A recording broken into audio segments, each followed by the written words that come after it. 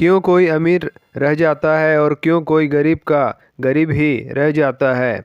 लक्ष्मी माता ने इंद्रदेव को बताया था इस बात का असली रहस्य। वैभव की देवी माता लक्ष्मी भगवान विष्णु की पत्नी है। लक्ष्मी की पूजा आराधना हर मनुष्य करता है जिसे धन की चाह होती है, लेकिन जरूरी नहीं है कि हर इंसान को धन की प्राप्ति हो या फिर हर इंसान धनवान बन जाए। इसी सवाल का जवाब मांगने एक बार स्वयं इंद्रदेव माता लक्ष्मी के समीप गए और उनसे पूछा, माता, आपकी पूजा अर्चना तो हर व्यक्ति करता है, फिर ऐसा क्यों है कि कोई मनुष्य अमीर है और कोई गरीब। इसके जवाब में माता लक्ष्मी ने कहा कि हर व्यक्ति गरीब अमीर अपने कर्मों से बनता है और उससे भी ज़्यादा ज़रूरी है कि जो मेरी पूजा अर्चना करता है वो उसका मान सम्मान भी बनाए रखे। कहने का तात्पर्य ये है कि अगर आप माता की आराधना पूरे श्रद्धा से नहीं करेंगे तो आपको कोई लाभ नहीं मिलेगा। इसके अलावा माता लक्ष्मी ने एक बात और इंद्रदेव को बताई थी जो सबसे ज़्यादा महत्वपूर्ण है। लक्ष्मी माता का वास उस घर में संभव नहीं है जहाँ दिन रात क्लेश का माहौल हो। लक्ष्मी माता ने स्वयं इंद्रदेव को बताया था कि कोई व्यक्ति चाहे कितनी ही मेरी पूजा अर्चना क्यों ना कर ले, लेकिन मैं उस घर में नहीं रह सकती जहाँ शांति ना हो। लक्ष्मी का वास वहीं होता है जहाँ सुख शांति हो और परिवार में लोग मिलजुल कर रहते हों। लक्ष्मी माता का वास वहाँ नहीं होता जिस घर में दिन रात क्लेश का माहौल हो और लोग लड़ाई झगड़े में ही लगे रहते हैं। इसलिए अगर आप भी अमीर और धनवान बनना चाहते हो तो अपने घर में शांति बनाए रखें और कभी भी किसी प्रकार का कोई क्लेश ना करें, अन्यथा लक्ष्मी माता रूठकर आपके घर से जा सकती है। जहाँ गृह स्वामिनी का सम्मान नहीं होता है, गृह लक्ष्मी उस घर को भी त्याग देती है। लक्ष्मी माँ ने कहा, मेरा एक रूप अन्न भी है। कुछ लोग क्रोध आने पर भोजन की थाली फेंक देते हैं। इस तरह की आदत धन वैभव एवं पारिवारिक सुख के लिए नुकसानदायक होती है। जहाँ अन्न का किसी भी रूप में अपमान होता है वहाँ भी मैं नहीं रहती।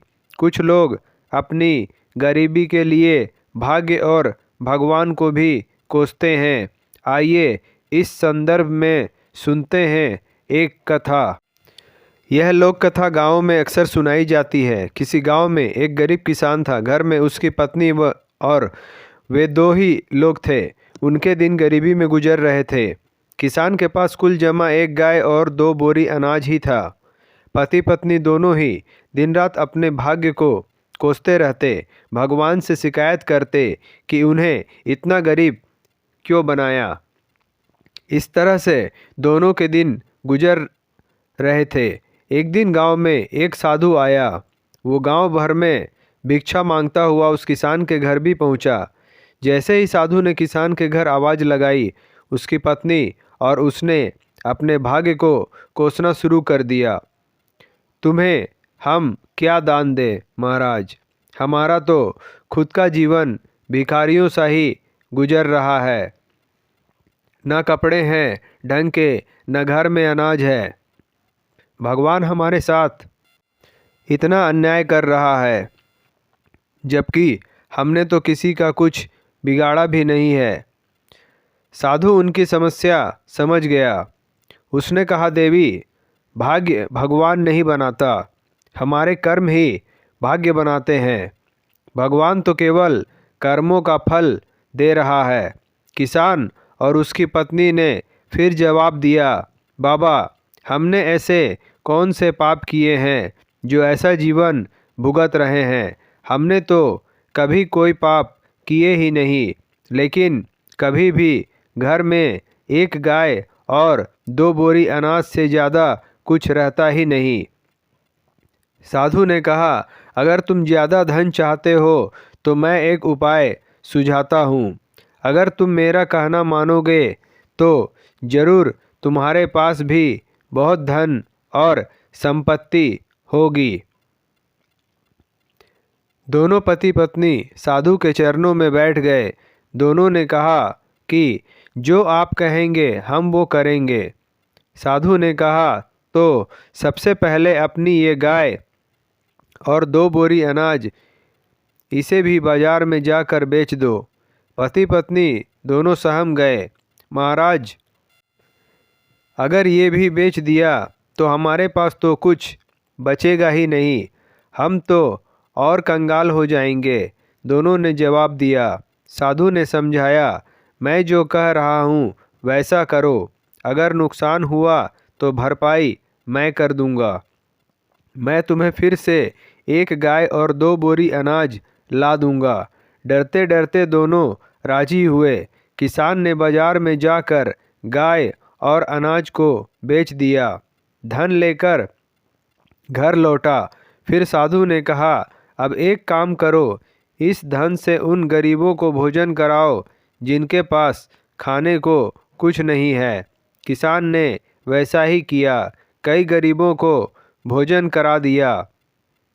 ये बात गांव जमींदार को पता चली कि गरीब किसान ने अपनी गाय और अनाज बेचकर भूखों को खाना खिला दिया। उसने तुरंत अपने सेवक को भेजकर किसान के घर एक गाय और 2 बोरी अनाज भिजवा दिया। साधु ने फिर किसान से कहा कि इसे भी बेचकर आओ और कल फिर गरीबों को भोजन कराओ। किसान ने फिर ऐसा ही किया। तो फिर किसी ने उस किसान को दान में एक गाय और 2 बोरी अनाज भिजवा दिए। साधु के कहने पर किसान रोज गरीबों को इसी तरह भोजन कराता रहा और उसके यहाँ रोज दान आने लगा। लोग उसकी मदद करने लगे कि ये किसान गरीब होकर भी भूखों को भोजन कराता है। धीरे धीरे उस किसान की ख्याति दूसरे गांवों में भी फैल गई। धीरे धीरे दान आने का दायरा बढ़ता गया। बहुत दिन गुजर गए। किसान गरीब से संपन्न हो गया। उसने एक दिन साधु से पूछा कि अचानक मेरे भाग्य में इतना अनाज और धन कैसे आ गया। साधु ने उसे समझाया कि तू इस धन से दूसरों को भोजन करा रहा है, ये उन्हीं के भाग्य का धन है जो भगवान तुझे दे रहे हैं। कहानी का सार,